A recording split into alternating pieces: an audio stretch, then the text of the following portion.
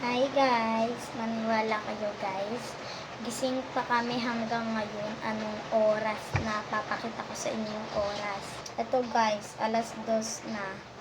Ang madaling araw, di pa kami tulog. So ngayon guys, wala kami magawa.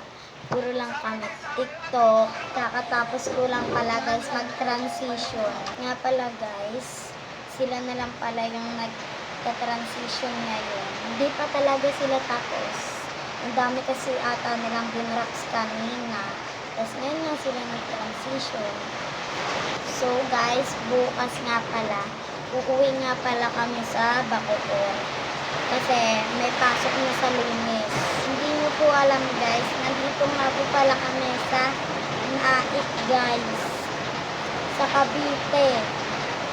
Journey. Pang-apat na araw na namin dito guys. Tapos bukas, uuwi na kami. So, maingay nga pala guys. Nakulan nga pala dito. Kaya napakaingay.